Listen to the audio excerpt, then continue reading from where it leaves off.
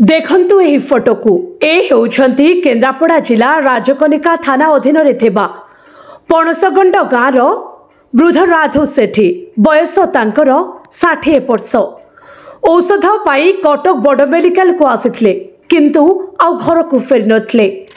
घर लोकंक मनरे संदेह सृष्टि होइतला। Mobile phone नथिबारु जोगाजोग मध्य करि पारि नथिले। तेणु एने घर लोके बस स्टैंड ठारू आरंभ करी विभिन्न अंचल खोजाखोजी करबा परे मध्य कोनोसी सूचना पाई नथिबारु निकटस्थ कंडिया फांडी रे एक एफआईआर देइथिले।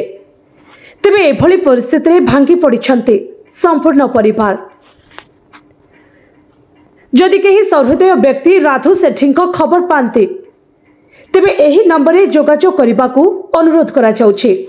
तेबे नंबरटी टिपि रखंतु 7894612970। आउ थरे कहि रखुछु 7894612970। प्रमोद कुमार परिडांक रिपोर्ट संघर्ष टीवी।